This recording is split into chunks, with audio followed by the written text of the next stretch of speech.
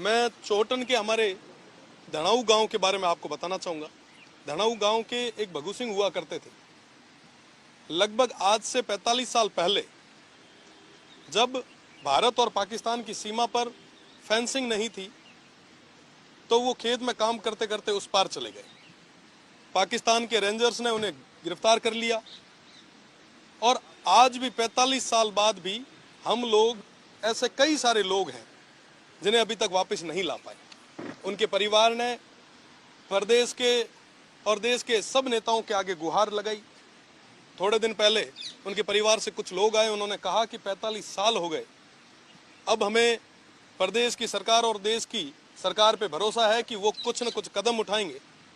ऐसे मामलों को प्रदेश की सरकार के सामने, प्रदेश के सबसे बड़ी पंचायत में आप रखें। वाकई ये बहुत बड़ा और गंभीर विषय है कि कोई परिवार का व्यक्ति 45 साल तक एक देश से दूसरे देश में प्रताड़ना झेल रहा है और हम आज भी उन लोगों के बारे में नहीं सोच रहे। मैं बताना चाहूँगा कि लक्ष्मी कंवर से उनकी शादी हुई थी। लगभग अब लक्ष्मी कंवर जी की भी उम्र 60 साल हो गई है। आज भी वो इसी इंतजार में है कि प्रदेश की सरकार, हमारे नुमाइंदे, हमारे जनप्रतिनिधि इस बारे में बात करेंगे और उन तमाम लोगों को जो हमारे लोग हैं किसी कारणवश, भूलवश उस तरफ चले गए हैं, उनको छुड़वाने का प्रयास करेंगे। साथ ही साथ क्योंकि मैं भारत और पाकिस्तान की सीमा से आता हूं, मेरी जो लोकसभा और विधानसभा क्षेत्र है वो बॉर्डर पे है।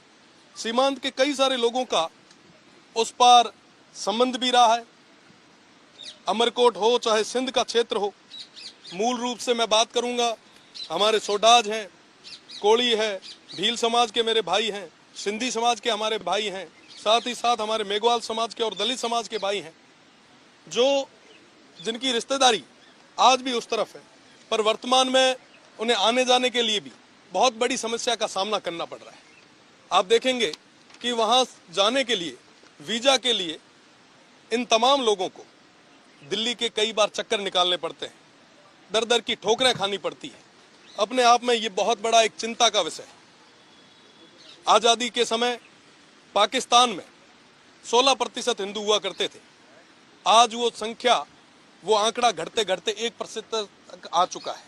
आज 1% ही हिंदू जो है वो पाकिस्तान में रह गए। साथ ही साथ मैं गुजरात और राजस्थान के 4 लाख उन परिवारों की बात करूंगा जिनका संबंध रोटी और बेटी का उस पार है। आज के समय में जब उन्हें अपने किसी परिवार के व्यक्ति का रिश्ता भी करना होता है, शादी भी करनी होती है, बेटी की शादी भी करनी है, तो इस पार आके उन्हें करनी पड़ रही है। पुलवामा हमला जो हुआ हम सभी के लिए और इस देश के लिए एक बहुत बड़ी क्षति थी और उस दौर में हमारा जो मुनाबाव बॉर्डर था वो पूरे तरीके से बंद कर दिया गया। पुलवामा अटैक से पहले हमारे जो लोग थे वो थार एक्सप्रेस के माध्यम से, जो कि स्वर्गीय जसवंत सिंह जी ने शुरू की थी, 2006 से लेकर 2019 तक वो थार एक्सप्रेस चली और उस थार एक्सप्रेस में कई सारे लोग जो उस पार थे यहाँ आके अपने परिवार से जुड़े और साथ ही साथ कई सारे बिछड़े लोग मिले।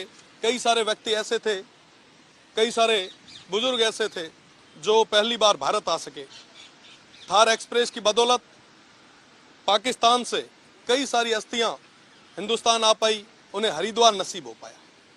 पर पुलवामा अटैक के बाद में थार एक्सप्रेस पूरे तरीके से बंद हो गई। अटारी और बाघा बॉर्डर खोल दिया गया।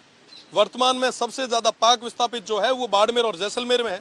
आज उन्हें अटारी से होके उस ओर जाना पड़ रहा है।